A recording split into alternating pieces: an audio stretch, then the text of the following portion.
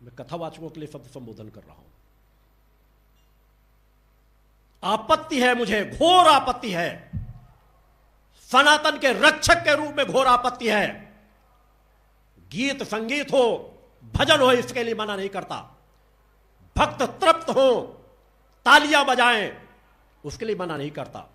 भाव विभोर हो, उसके लिए मना नहीं करता। मगर खड़े हो करके थिरक थिरक करके नाचे, इसका विरोध करता हूं। क्योंकि उनमें कोई मीरा नहीं है, किसी के अंदर मीरा जैसी भक्ति नहीं है।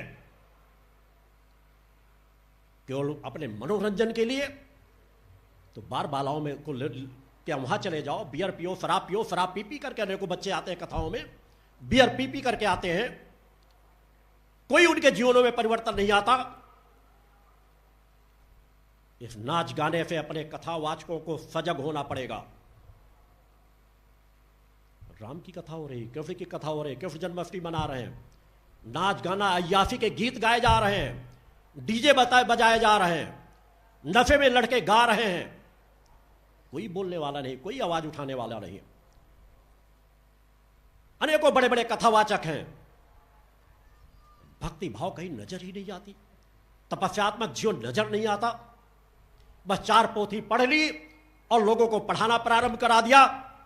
अरे पहले अपने रोम रोम को परिवर्तन करो, तपस्वी बनो, तुम्हारे अंदर की अंतरात्मा की सत्य तरंगे जागृत हो, तब तुम्हें कथावाचक बनने का अधिकार है। मैं कथाओं का विरोधी नहीं हूं, मगर आज जिस तरह की कथाएं चल रही हैं, दिशा भ्रमित कर रहे हैं समाज को। कथा सुन लो, तुम्हारा कल्याण हो जाएगा, तुम्हारे पूर्वजों का कल्याण हो जाएगा। अब तक कितने के पूर्वजों का कल्याण हो गया? कथावाचक सिर्फ अपना कल्याण करते हैं, करोड़ों करोड़ों रुपए विज्ञापन में खर्च करते हैं। कुछ कथावाचकों को जो आ जाता है कि आप देख रहे होंगे आए दिन सब जगह छाए पड़े होंगे, करोड़ों करोड़ों रुपए खर्च करते हैं अपने विज्ञापन के लिए, एजेंसियों को हायर करते हैं। आप सोचते हो कि अरे इसमें तो न्यूज चैनल में भी इनका चल रहा है, इसमें भी चल रहा है, उसमें भी चल रहा है। करोड़ों करोड़ों रुपए खर्च करते हैं सिर्फ अपने विज्ञापन के लिए। करोड़ों करोड़ों रुपए मानवता के कल्याण के लिए खर्च किया जाता। विज्ञापन जरूरी जितना उतना कीजिए, उसके लिए मना नहीं किया जाता। संसाधन है, मगर जीवन किस तरह का है?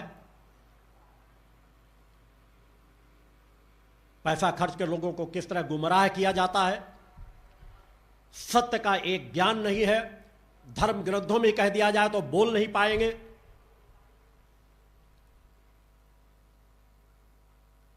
और जीवन किस प्रकार का जी करके किस तरह से अपने आप को समाज में स्थापित करने की कोशिश करते हैं। एक नहीं अनेकों इस विषय में कभी जब समय मिलेगा विस्तार से रखूंगा विचारों को, चिंतनों को। मगर व्यथा होती है अंदर कि हम सनातन को किस दिशा में ले जा रहे हैं। क्यों नहीं हमारे बच्चे सनातन के ताकतवर स्तंभ बन पा रहे? क्योंकि वह भी देखते हैं कि हमारा गुरु, हमारे कथावाचक कैसा जीवन जीते हैं। त्याग तपस्या का नामो निशान नहीं। सच्चाई ईमानदारी कहीं नजर नहीं आती। मैं सभी कथावाचकों की बात नहीं कहता, अनेकों कुछ कथावाचक हैं जो तपस्यात्मक जीवन जीते हैं, अच्छा जीवन जीते हैं, समाज को कुछ अच्छी बातें भी बताते हैं। मगर केवल ज्ञानी बने रहने से हमारा कल्याण नहीं होना। तपस्वी बनना ही पड़ेगा, तभी समाज का कल्याण हो सकता है। माता भगवती आदि शक्ति जगजनी जगदम्बा के नवरात्रि जैसे पर्व हों, वहाँ भी अनेकों जगह जो जानकारी मिलती हैं कि जगह जगह मूर्तियों की स्थापना करके, कहीं नशे को करके कोई नाच रहा है, कोई गा रहा है, अलग अलग चीज़ें हो रही हैं। काश अगर ये साधनात्मक पथ पे बढ़ जाता तो समाज को जल्दी परिवर्तन मिलता, समाज में जल्दी लाभ प्राप्त होता। मगर दिशा जा रही है दांडिया नृत्य की तरफ। बड़े बड़े आयोजन कराए जा रहे हैं नृत्य के। ये हमारे किस सनातन में था इस तरह नाच गाना? कौन सी मां की भक्ति कर रहे हो? मां की भक्ति के सामने अगर कोई लोग इन चीजों को लेकर के करते भी थे तो भक्ति में सारोबार रहते थे। उनका जीवन अलग स्तर को लेकर के जीता था। आज तो पहले से प्रोग्राम बनाए जाते हैं, लोग नाचना सीखते हैं, उद्योगपति उनका आयोजन करते हैं, पैसा कमाते हैं विज्ञापन के माध्यम से, अन्य माध्यमों से। युवा की बड़ी लाइन लगती चली जा रही है। अगर मैं उन युवाओं से पूछूं कि तुम अपने घरों में कभी मां की भक्ति के लिए 5 मिनट बैठते हो, तो 90% लोग यही कह देंगे नहीं। यह नाच गाना विकारों की तरफ ले जाएगा। उनके दृश्यों को देखो, आजकल तो सब कुछ मीडिया में आ जाता है कि क्या उनके अंदर वो भक्ति नजर आती है? क्या वास्तव में वो मां के भक्त हैं?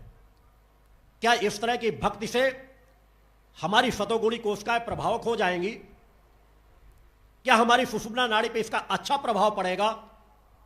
कतई नहीं।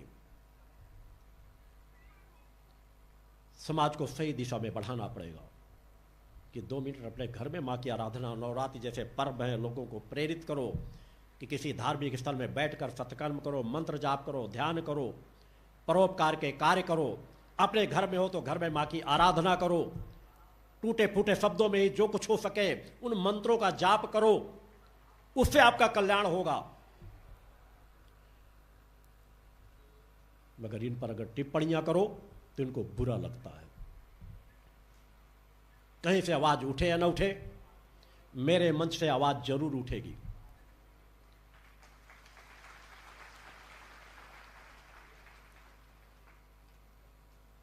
कि धनवान हमारे सनातन को गलत दिशा में न ले जाए, धर्मगुरु हमारे सनातन को गलत दिशा में न ले जाएं, सनातन को और समझें। संकल्प साधना शिविर है ये, आज प्रथम दिवस है। मैं चाहूंगा कि अपने आप को और संतुलित करें।